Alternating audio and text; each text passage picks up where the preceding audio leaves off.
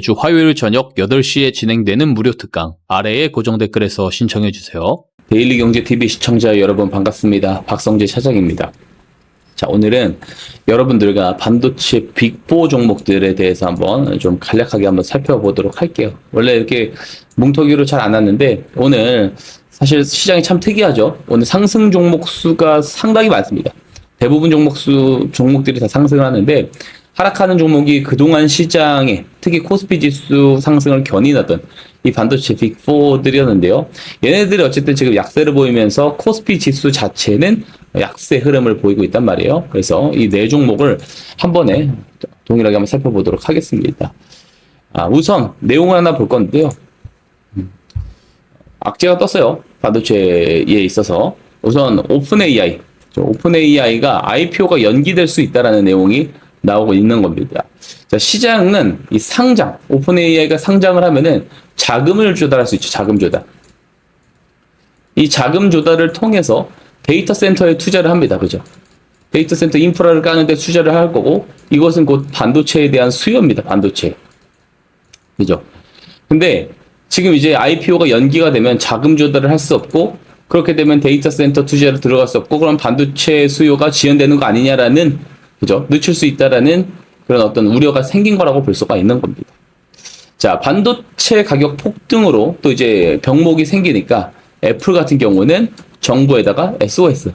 그러니까 중국산 제품 허가를 요청을 해달라고 했던 거 아니에요?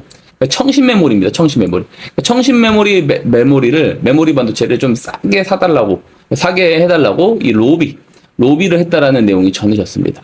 그죠? 자, 그래서 이제 트럼프 대통령이 근데 이제 애플 때리기를 시전했잖아요. 그죠? 공급망 때문에. 탈중국 기조를 계속해서 가져가는 게 아무래도 미국 정부 입장이다 보니까, 미국 정부가 불허할 거다라고 보여지죠.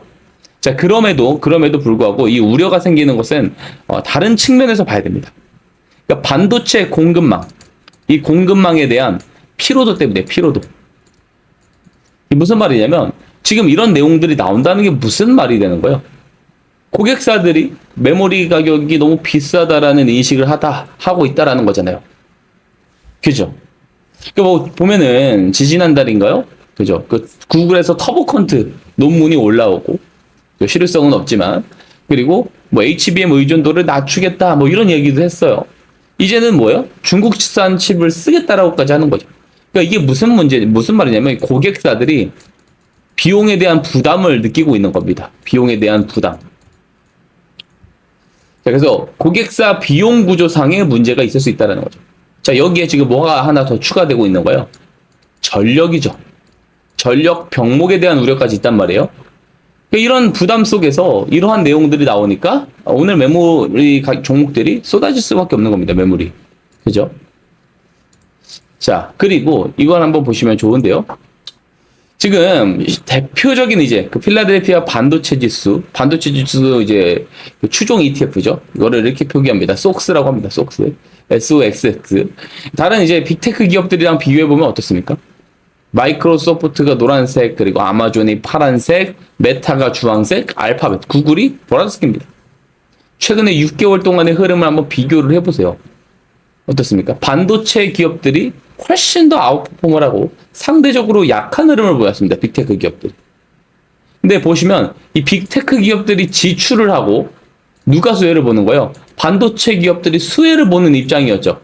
반도체주들이 이렇게 달려갈 수 있었던 건데, 이 앞에서 제가 설명드렸었던 이런 악재들 때문에 반도체 지수가 빠지게 되면 어떻게 되겠어요? 이 빅테크 기업들이 수혜를 볼 수 있는 구도가 만들어질 수 있겠죠. 이 키맞추기 흐름이 나올 가능성이 생길 수 있다는 거죠. 특히나 지금 반도체 지수 비하면 빅테크 기업들 흐름 한번 보세요. 마이크로소프트 지금 어떻게 됐어요? 6개월 동안은 20%대 빠졌습니다.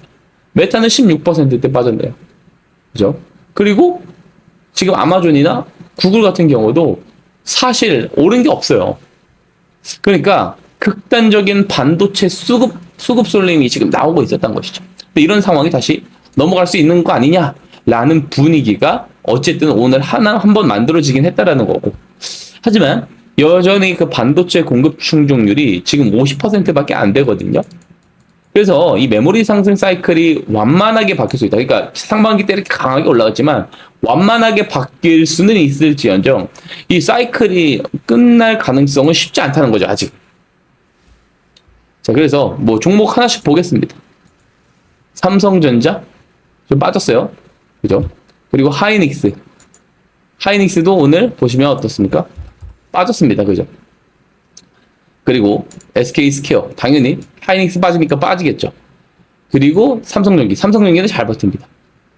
자, 삼성전기가 잘 버텨요. 근데 왜 상대적으로 삼성전기가 잘 버틸까요? 월봉 흐름이랑 비교를 하면 되거든요. 삼성전기 이번 달에 마이너스입니다. 쏠림 현상에도 불구하고. 그죠? 삼성전기는 마이너스인데 SK스퀘어 30% 올랐죠. 그리고 뭐 하이닉스 아무리 많이 빠졌어도 지금 여전히 월 상승 기조는 8% 이제 오르는 걸로 나오고 있습니다. 삼성전자도 보합이죠. 그러니까 삼성전기가 그냥 직관적으로 봤었을 때 덜 올랐어요. 6월에. 그래서 상대적으로 방어력이 좋다라는 것을 볼 수 있는 겁니다. 반도체 빅보들 중에도. 그러니까 6월에 오른 게 없어요. 그래서 뭐 잘 빠지지도 않는다. 그렇게 좀 보시면 될 것 같고, 삼성전기 같은 경우는 지금 중국과 일본 있죠. 중국과 일본 간의 갈등 소음 때문에 지금 글로벌 기업들로부터 이 반사 이익을 얻을 수 있다. 여기에 대한 이제 그 지정학적 구도에 대한 장점이 지금 부각 중에 있는 것이고, 뭐 수요야 뭐 말할 것도 없죠. 지금 반도체 수요 엄청나죠. 지금 이제 칩셋인 GPU, HBM에 이어서 뭐 패키지 단계로 넘어가고 있지 않습니까? 게다가 MLCC도 AI 서버 계속 증가하니까 수요가 넘쳐나고 있습니다. 그리고 기술 측면에서 보더라도 이 FCBJ라든지 그리고 MLCC 이 모두 다 이 피어 그룹들보다 빠른 안정성, 수율 안정성을 지금 보여주고 있다라고 하고요. 자, 그리고 SK스퀘어도 좀 특징이 있죠. SK스퀘어는 진짜 하이닉스보다 훨씬 더 강하게 올랐거든요. 근데 반대로 빠질 때 당연히 더 많이 빠질 수밖에 없는 거예요. 많이 올라갔기 때문에.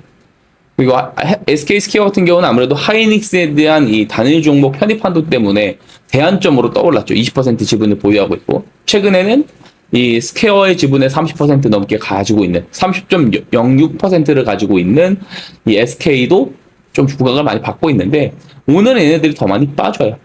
자연스러운 모습입니다. 많이 올랐기 때문에 많이 빠지는 거고, 다시 만약에 하이닉스가 올라가는 턴이 된다면 또 상대적으로 강한 상승 흐름을 보여줄 가능성도 있겠죠. 자, 어쨌든 지금 이들의 특징이 있습니다. 삼성전자, SK 하이닉스, SK스퀘어, 삼성전기의 특징이 있어요. 특징. 무슨 특징이냐면 얘네들이 21선을 잘 안 깨요. 보시면 삼성전기도 이렇게 21선 잘 지켜지죠. 21선 지금도 지키고 있는 겁니다. 어떻게 보면 다른 빅보드 빠지는데, SK스퀘어도 지금 보시면은 21선을 이렇게 지키면서 올라옵니다. 깨면은 더 매수가 가능했죠. 그러니까 깼을 때 매수하거나 지켜질 때 매수. 그러니까 하이닉스 3전도 똑같아요. 21선 깰 때가 가장 매수가 좋은 시점이다라는 이야기들을 제가 계속 해왔죠. 여기도 깨고 여기도 깨고 여기 다 깼습니다. 깼을 때 잡으면 저점 매수에서 잡을 수 있었다. 강한 이제 그 추세 트렌드가 21선 위에서 만들어지고 있다라는 이야기를 제가 계속 했습니다. 그죠? 그리고 뭐 하이닉스도 마찬가지고 동일합니다. 근데 그러면 지금 이제 예를 들어서 하이닉스도 스퀘어도 21선 근처고, 삼성전기도 21선 맞대고 있고, 그리고 삼성전자도 뭐 이렇게 21선을 깬 그림이 나왔으니까 사도 될까요? 그죠? 우리가 바이 해도 되나? 여기에 대한 이제 그런 이제 질문을 해야 되는 거거든요. 경로 의존적 판단을 하게 되면은 귀납적 판단을 오류를 낳을 수 있다라는 측면이 있는데, 반도체 사이클이 계속 될 거다. 반도체 사이클이 여전히 지속된다라는 관점에서는 이러한 특징의 패턴의 어떤 그 흐름이 강하게 유지될 가능성도 있는 겁니다. 하지만 만약에 이 흐름이 깨진다? 만약에 보세요. 삼성전자가 이 흐름을 깨지고 막 61선 이탈이 나와요. 그죠? 그리고 나머지 세 종목도 마찬가지로 그런 그림이 나와요. 그러면 어떻게 우리는 받아들여야 되냐면, 이 반도체 사이클이 기존 흐름을 유지할 수 없다. 반도체 사이클이 이제 더 이상 기존 흐름이 유지가 될 수 없다라는 증거가 하나가 나오는 겁니다. 증거 1이 될 수 있는 거예요. 항상 말하지만 주가는 뭐예요? 가격은 뭐예요? 선반영이 굉장히 강해요. 그래서 반도체 수요가 실제로 둔화가 돼요. 둔화가 되는 흐름을 만약 우리 두 눈으로 확인을 할 때는 이미 주가는 다 빠져 있을 겁니다. 그죠? 그래서 그만큼 가격은 선반영 원칙이 강하기 때문에 가격과 추세에서 그동안 보이지 않았었던 흐름이 만약에 벌어진다면 어떻게 보면 반도체 사이클이 이전처럼 강하지 않을 수 있다라는 해석으로 받아들일 수가 있는 거죠. 증거일이 될 수 있다라는 거죠.